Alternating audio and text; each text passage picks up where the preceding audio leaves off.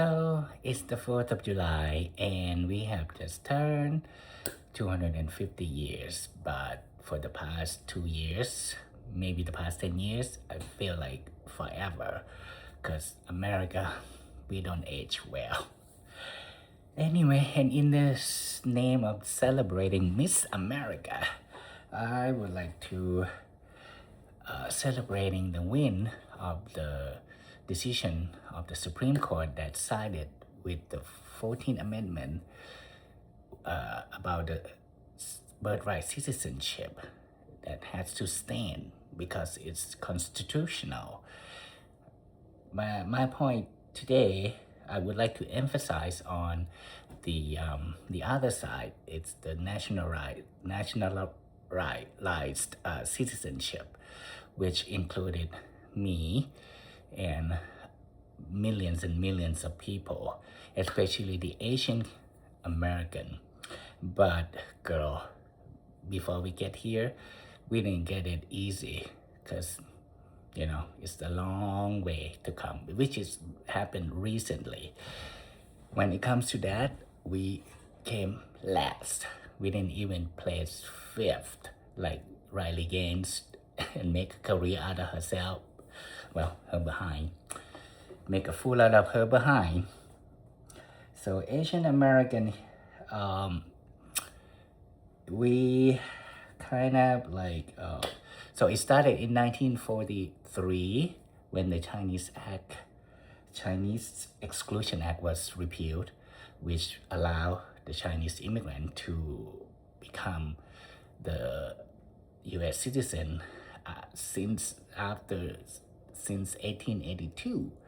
I was kind of like surprised by this because the Chinese immigrants, they built the country, they built the whole railroad through the country, which by the way, it's the immigrant job, and some of the white people didn't even want to do, so they have to import the Chinese.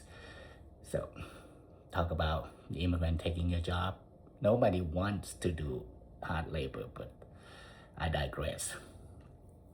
And after that, after the Chinese, in 1946, there was another Supreme Court decision. It's called the Luce Act, which expanded the ability to naturalize for Filipinos and Indian descent, which I'm looking at you, Vivek, Nikki, Kash Patel, especially you, Usha Vance. Girl, if you need help, blink twice.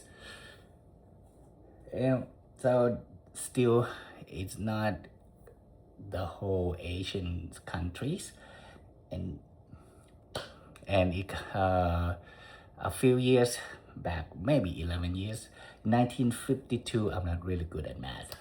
Now, in 1952, the McCarran and Water Act officially ended all exclusion, granting us, the Japanese, the Korean, and all of the other Asian countries, including Thailand, Laos, and Malaysia, and etc., etc.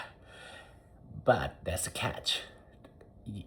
There is a quota in every year that you have to fight for it. Like there is the eligibility for this. And then in 1965, we owe it to the civil rights movement. I have to point this out because without Dr. Martin Luther King and the Civil Rights Act, none of this would ever happen.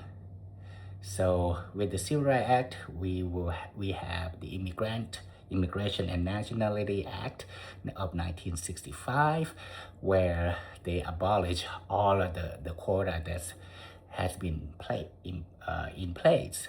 So we don't need to wait. We don't have to wait. We don't have to do anything.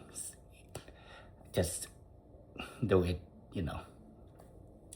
And the voting right, and they can't discriminate you against your skin color. So Dr. Martin Luther King, I salute you, and we owe it to you. The reason why I'm pointing this out because of the raging feel like the racism that has been incubating for this in administration, that they have to find the reason why he won the election last election, because he pit us against each other, and it's like it's always always have to blame somebody, the immigrant, the transgender, the wah. And they succeeded in order to pit the Asian and the Latinos and everybody else to have the anti-black racism in. And once we are against each other, they win, because we kind of like, we don't have the urge to fight for one another, because we all hate each other.